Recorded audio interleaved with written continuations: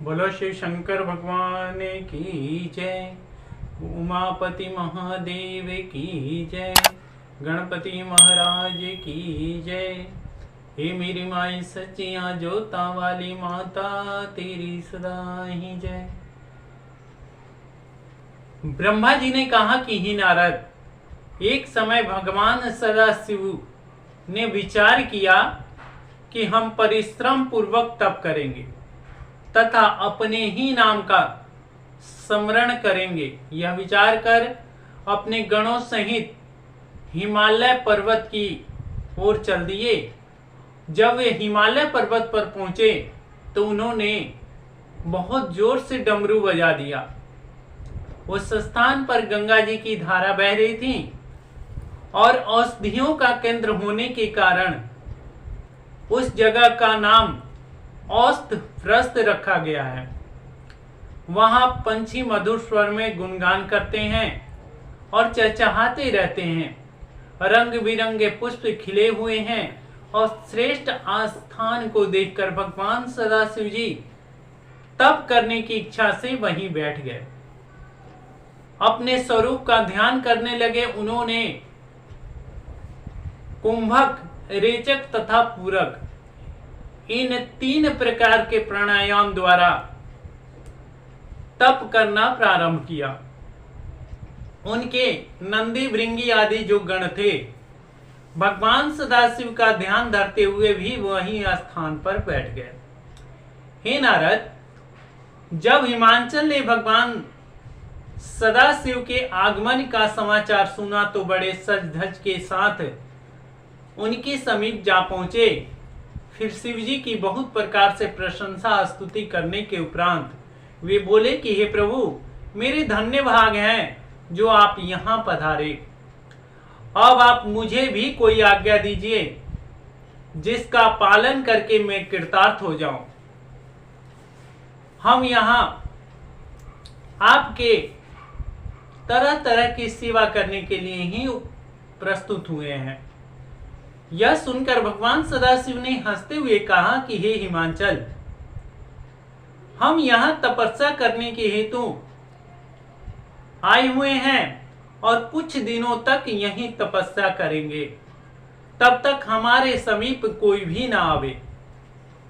हिमांचल ने इस प्रकार का भगवान की आज्ञा को सिरोधार्य कर लिया और कहा कि हे प्रभु, मेरा परम सौभाग्य है जो आप यहां पधारे और मुझे इतना बड़ा प्रतिष्ठा प्रदान किया। इतना कहकर हिमांचल शिवजी से आज्ञा लेकर हिमांचल अपने घर लौट गए और राज आज्ञा सुनाकर सभी को यह कहवा दिया कि जो भी औषधि प्रस्थ में जाएगा वहां उसे मृत्यु दंड का भागी बनना पड़ेगा।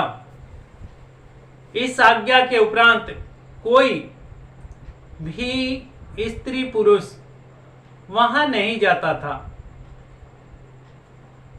हिमांचल अपनी पुत्री के साथ यानी गिरजा जी को साथ लेकर भगवान सदाशिव की सीमा में पहुंचे और उनकी स्तुति प्रशंसा करने के उपरांत बोले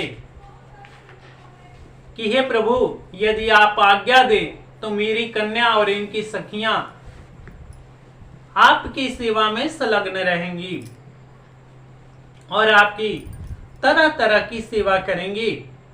हे नारद, हिमांचल की प्रार्थना को सुनकर भगवान सदाशिव ने गिरजा जी को सिर से पांव तक देखा और उसके बाद यह विचार किया कि श्रेष्ठ कार्य में स्त्रियां बाधा होती हैं, इसलिए उत्तम कार्य के समय स्त्री को पास रखने का निषेध किया गया है। कामदेव का उत्तम शस्त्र भी तो स्त्री है। यह विचार कर बुद्धिमान लोग स्त्री का महारोग समझकर त्याग कर देते हैं। यह विचार कर शिवजी ने हिमांचल से कहा कि हे राजन, हम तपस्वियों का स्त्रियों के साथ रहना शुभ नहीं है। स्त्रियां तप को भ्रष्ट कर देती हैं, अतः हमें गिरजा जी का यहाँ रहना स्वीकार नहीं है। शिवजी के मुख से यह वचन सुनकर हिमांचल आश्चर्यचकित रह गए, परंतु गिरजा जी ने शिवजी का संबोधित करते हुए कुछ वचन बोले। गिरजा जी ने कहा कि हे तपस्वी, आपका मत है कि पुरुष प्राकृतिक से पृथक रहता है, परंतु मैं कहती हूं कि प्रकृति के बिना पुरुष कभी भी नहीं रह सकता। इस संसार में जो कुछ भी दृष्टिगोचर होता है वह सब प्रकृति का ही स्वरूप है। प्राकृतिक जड़ चैतन्य को अपने बस में किए रखता है। आपकी समझ में तो पुरुष प्राकृतिक से मिला हुआ है, क्योंकि कहना, सुनना और तपस्या करना आदि सब कार्य माया का ही स्वरूप है। जो पुरुष माया से अलग है उसे तो तपस्या करते समय किसी के द्वारा विघ्न पड़ने का कोई डर ही नहीं होता। इसलिए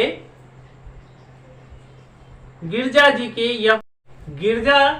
के ऐसे वचन सुनकर भगवान शिवजी बोले कि हे गिरजे, तुम्हारी यह बुद्धि केवल मन से उत्पन्न हुई है, जिसे केवल अनुमानिक ही कहा जा सकता है।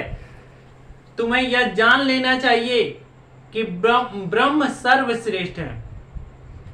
माया कभी स्वाधीन नहीं है, क्योंकि वह जड़ होती है। यदि तुम्हें ऐसा अहंकार है कि माया और ब्रह्म एक दूसरे से अलग नहीं रह सकते, तो तुम ब्रह्म को रोक क्यों नहीं लेती? इतना कहकर शिवजी चुप हो गए। तब हिमांचल शिवजी की स्तुति करने के उपरांत अपने घर लौट गए और गिरजा जी तथा उनकी सखियों को वहीं छोड़ दिया। इस बार भगवान शिवजी ने भी उनसे कुछ भी नहीं कहा और ना ही आग्रह किया कि आप गिरजा जी को ले जाइए। अस्तुतः गिरजा जी प्रतिदिन अपनी सखियों सहित भगवान सदाशिव की सेवा में संलग्न हो गई और शिवजी का पूजन करना आरंभ कर दिया। परंतु शिवजी का चित्त किसी भी प्रकार चलायमान नहीं हुआ। हे नारद, गिरजा अपने मन में यह विचार करती थी कि शिवजी मुझे किस प्रकार स्वीकार करेंगे। इधर शिवजी भी अपने मन में यह विचार करने लगे कि यदि मैं गिरजा को इस समय ग्रहण कर लेता हूं तो इससे इनके मन में अहंकार उत्पन्न हो जाएगा, क्योंकि इस समय लोग यह कहेंगे कि शिवजी ने काम के आवेश में आकर गिरजा जी को स्वीकार कर लिया। अस्तुतः जब गिरजा जी मेरे लिए तपस्या करेंगी तब जाकर मैं गिरजा जी को अंगीकार करूंगा और इनके मनोरथ को भी पूर्ण करूंगा। यह निश्चय कर शिवजी ध्यान में मग्न हो गए। उसी समय तारक नामक दैत्य के द्वारा दुखी होकर सभी देवता भगवान सदाशिव के शरण में जा पहुंचे। तब मेरे कहने से इंद्र ने कामदेव को बुलाकर शिवजी को वश में करने के लिए हिमांचल पर्वत पर कामदेव को भेज दिया। शिवजी का इंद्र की आज्ञा मानकर कामदेव शिवजी के पास गया, परंतु वह उनकी क्रोध अग्नि में पड़कर जलकर भस्म हो गया और इससे तीनों लोकों में हाहाकार मच गया। गिरजा जी ने वन में जाकर बहुत बड़ा तपस्या किया और शिवजी ने प्रसन्न होकर उनको अंगीकार किया। अगर आप इस कथा को विस्तार पूर्वक सुनेंगे तो आपको समझ आएगा कि किस प्रकार भगवान ने कामदेव को क्रोधाग्नि में जलाया और किस प्रकार फिर माता गिरजा जी ने तपस्या किया और किस प्रकार भगवान सदाशिव ने उनके साथ विवाह किया।